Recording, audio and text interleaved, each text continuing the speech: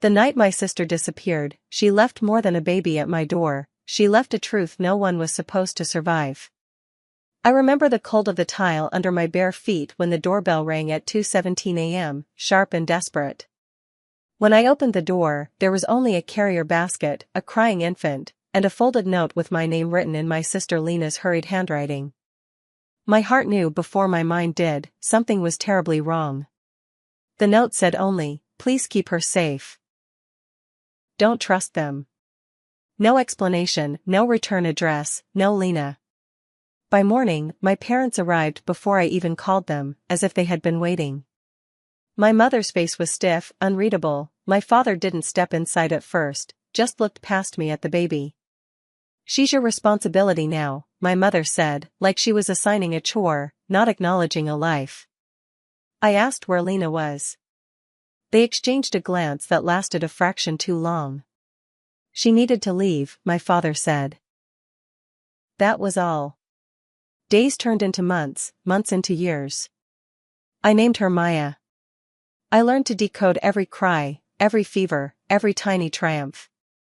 But questions about Lena were always met with silence or irritation. Whenever I pushed, my parents would remind me I should be grateful they weren't interfering. Still, I noticed things, how they avoided discussing the night she vanished, how my mother once slipped and said, "If only she had listened." Listen to what? 10 years later, just when Maya felt like the center of my world, a court summons arrived. My parents were suing for custody, claiming I had kept them away from their granddaughter. I sat at my kitchen table, the paper trembling in my hands, remembering Lena's note. "Don't trust them." For the first time, I opened the locked drawer where I had kept everything Lena ever left behind, and realized it was time to prepare. I had spent a decade pretending I didn't see the cracks, but the lawsuit forced me to look straight through them. The first clue had come years earlier, tucked inside a children's book Lena mailed anonymously on Maya's 3rd birthday. Inside the cover was a tiny symbol drawn in pencil, a triangle with a line through it, and a single sentence, "Keep records."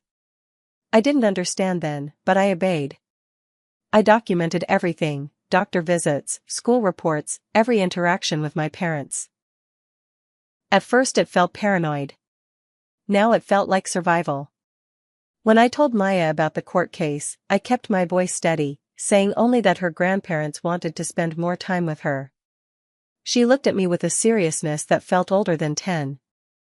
"Why do they look at me like they're checking something?" she asked quietly. The question unsettled me more than I admitted.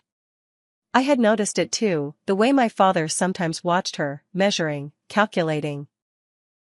Preparing for court meant revisiting memories I had tried to bury. Like the night, 5 years ago, when my mother insisted on taking Maya overnight. I had agreed reluctantly, only to receive a call at midnight saying Maya had felt unwell. When I arrived, she was asleep on the couch, pale but breathing steadily. On the coffee table sat a stack of papers my mother quickly gathered before I could see. She claimed they were bills. I never believed her. A week before the hearing, I received an unmarked envelope. Inside was a flash drive and a short note, "If they push, show the judge." The handwriting was Lena's. My hand shook as I plugged it in. What I saw made my stomach drop: scanned documents, medical records, emails hinting at decisions made without consent. I printed everything and sealed it in a file, knowing this might be the moment Lena had been preparing me for. The question wasn't just custody anymore, it was why she ran. Walking into the courthouse felt like stepping into a story I never chose to tell, but could no longer avoid. My parents sat across the room with their lawyer, composed and confident, greeting acquaintances as if this were a social event. My mother gave me a small, tight smile that didn't reach her eyes. Maya squeezed my hand, whispering, "It'll be okay," as though she were comforting me. I wondered how much she sensed beneath the surface.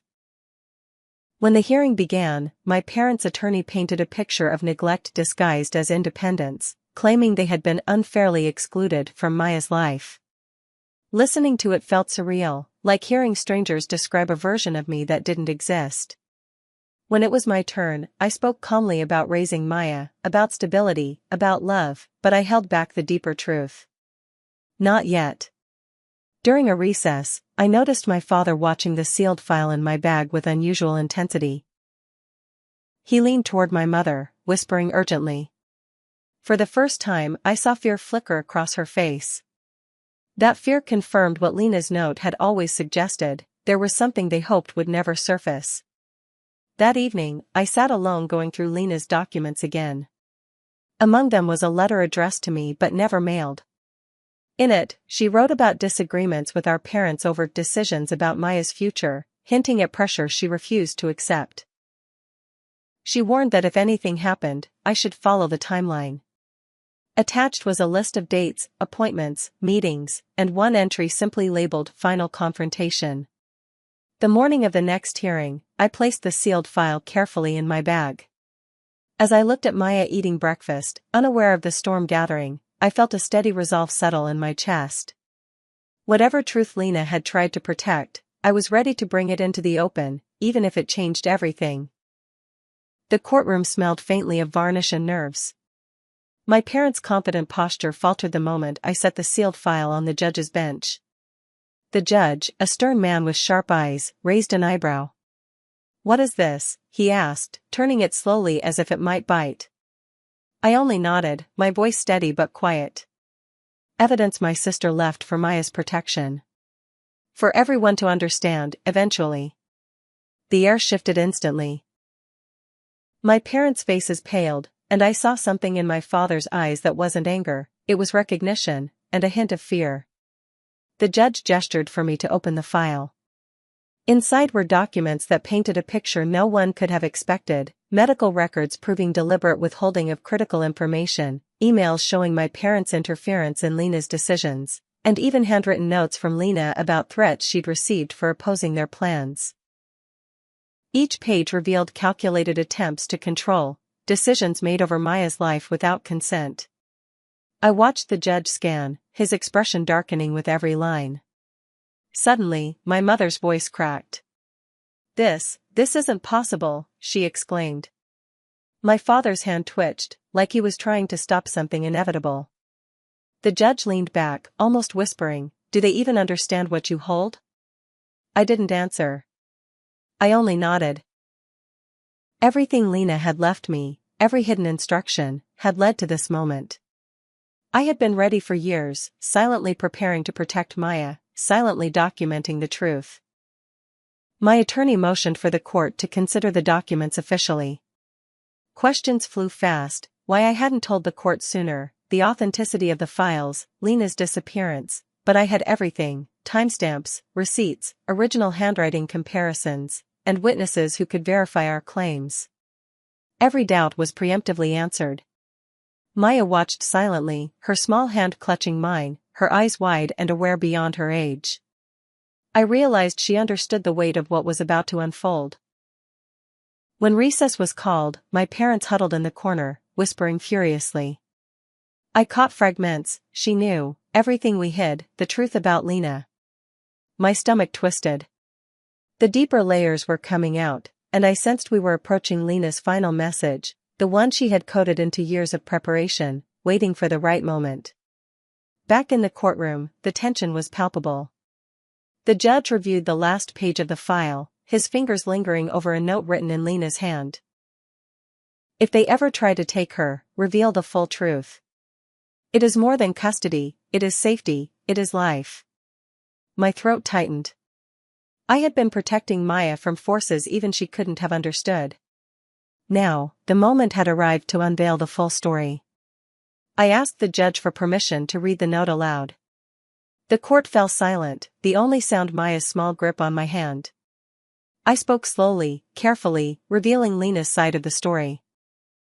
How she had discovered my parents' manipulations, the pressure they had exerted on her to relinquish Maya prematurely, and the subtle, dangerous moves they had made to control our family. I explained that her disappearance wasn't abandonment, it was survival, and a desperate effort to protect Maya. As I spoke, I watched my parents shrink under the weight of their own secrets.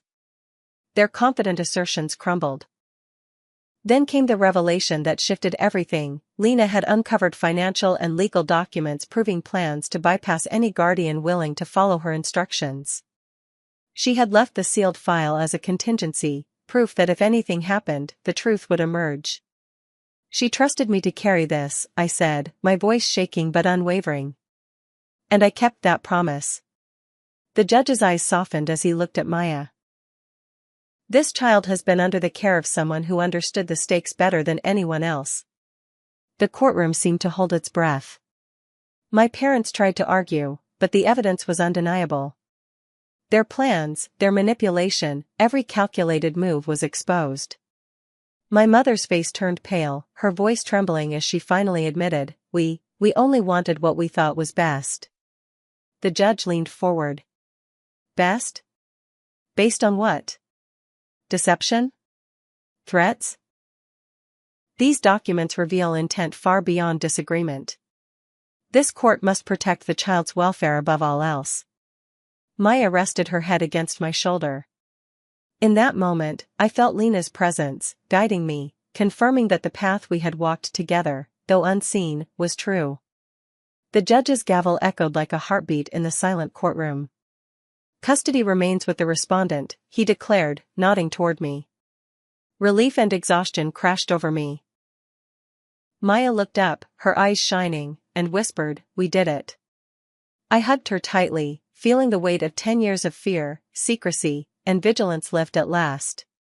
My parents sat frozen, realizing the depth of what they had underestimated. The truth had outmatched them, piece by piece. After the hearing, the judge requested to speak privately. He asked about the context of the documents, the origins of the notes, the motivations behind Lena's meticulous instructions. I explained everything, the fear, the threats, the trust between sisters, the silent guardianship over a child who had been at the center of dangerous intentions. His expression remained serious, but there was acknowledgement in his eyes. Not many could have carried this burden and done it so well, he said quietly. I nodded, feeling the weight of those words sink in. Later, as Maya and I walked out of the courthouse, free from scrutiny, I felt Lena's influence in every careful step I had taken. We were safe, but more importantly, we were prepared for life's next uncertainties. The mystery of Lena's disappearance remained unsolved, but her purpose had been fulfilled. Every file, every note, every hidden warning had been part of a map, a secret blueprint that protected our family from forces we might never fully understand. I realized that some truths are invisible until you are strong enough to hold them. That night, as Maya slept soundly beside me, I looked at the sealed drawer where Lena's documents had lived for 10 years. I smiled faintly, understanding that the past shadows had been guardians, not threats.